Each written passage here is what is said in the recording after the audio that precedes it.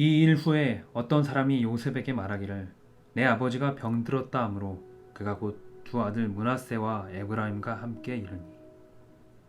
좋은 아침입니다. 날씨가 많이 더워졌습니다.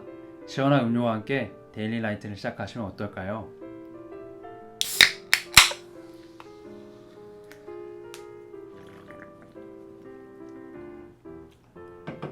우리의 삶도 이 음료처럼 하나님의 마음을 시원하게 해드리는 인생이 되기를 원합니다.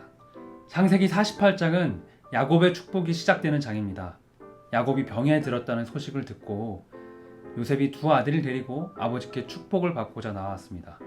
야곱은 요셉의 두 아들 므낫세와 에브라임을 축복하면서 야곱의 아들들의 반열에 이들을 올립니다. 이게 무슨 의미냐면 조카들이 삼촌들과 같은 학년이 되는 거죠. 그래서 야곱이 죽으면 조카들도 아들 자격으로 재산을 물려받는 것입니다. 우리에게 요셉 지파라는 이름보다 에브라임 지파, 므낫세 지파가 더 익숙한 이유겠죠. 이것이 바로 이스라엘 12지파의 시작입니다. 이제 야곱이 이들을 더 축복하기 위해 가까이 부릅니다. 그때 갑자기 순탄하던 이 축복의 날에 무언가 삐걱거림이 느껴집니다. 야곱이 손을 교차시켜서 장자 므낫세가 아닌 차자 에브라임에게 오른손의 축복을 했기 때문이죠. 오른손이 그렇게 중요한가 생각이 들 수도 있지만 고대 근동에서 오른손의 축복은 권능을 의미했습니다. 그래서 보좌 우편에 앉는다는 것이 보좌와 동등한 위치에 앉는다는 것을 의미하기도 합니다. 그러자 제일 당황한 사람은 요셉이었습니다. 더 정확히는 이 모습을 좋지 않게 생각했다고 합니다. 혹시 아버지가 착각하셨나 하여 다시 아버지의 손을 바꾸려 했습니다. 바로 그때 야곱이 이렇게 답합니다. 나도 안다 아들아. 나도 안다. 그도 한 족속이 되며 그도 크게 되려니와 그의 아우가 그보다 큰 자가 되고 그의 자손이 여러 민족을 이루리라. 처음 이 본문을 봤을 때 성경에게 조금 서운했습니다. 창세기는 첫째가 잘 되는 꼴을 볼 수가 없구나. 어쩜 이렇게 멀쩡한 장남이 없는지. 차남인 모세가 써서 이렇게 된 게 아닐까. 처음 이 본문을 읽은 게 중학교 시절인데 찝찝한 마음을 안고 한 목사님께 기도를 받은 적이 있습니다. 저희 아버지의 은사 목사님이셨는데 그때 안수기도 해주시는 그 순간을 잊을 수가 없습니다.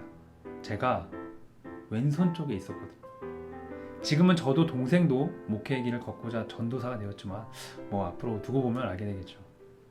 그러나 창세기의 수많은 축복 이야기에서의 쟁점은 자격이 없는 자, 약자가 축복을 받는 것입니다. 하나님은 어떤 기득권이 누리는 특권이 아니라 전적인 하나님의 은혜로 인생이 통째로 뒤바뀔 수 있음을 보여주셨습니다. 그리고 그 중간에 언제나 인간의 실수가 함께했습니다. 이스마엘과 이삭이 그랬고요. 에서와 야곱이 그랬습니다. 그러나 오늘의 본문은 조금 다릅니다. 사람의 실수가 아닌 하나님의 뜻대로 야곱이 정확하게 축복하는 모습입니다. 모진 풍파를 겪고 걸어온 야곱의 나그네 인생에서 야곱은 이제 하나님의 뜻을 조금은 아는 사람이 된 것 같습니다. 세계 최강 대국의 왕을 만났을 때도 그는 주눅들지도 않고 오히려 바로를 축복했습니다. 이것은 하나님의 뜻에 완전히 순복하는 야곱의 모습입니다. 겸손한 순종으로 하나님의 온전한 뜻을 알고 축복하는 사람이 된 것입니다. 사랑하는 청년 여러분, 우리가 함께 축복하기 원합니다. 의무적이고 의례적인 축복이 아니라 하나님의 뜻을 따라가는 이들의 영혼 내면으로부터의 축복이 우리를 통해서 흘러가기 원합니다. 우리는 복의 통로입니다. 하나님의 선하신 뜻을 따름으로 세상 그 어떤 높은 곳보다 위를 바라보며 복을 나누는 복의 사람들입니다.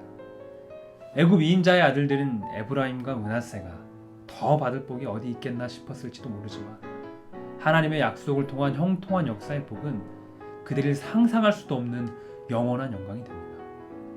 오늘 하나님의 뜻에 따라 살아가는 여러분의 입술에서 영원한 영광의 축복들이 흘러가기를 소망합니다. 우리 함께 기도하겠습니다. 하나님, 축복의 사람으로 이 세상을 축복하고 하나님의 영광을 바라보는 우리 모두가 되게 하여 주십시오. 예수님의 이름으로 기도합니다. 아멘.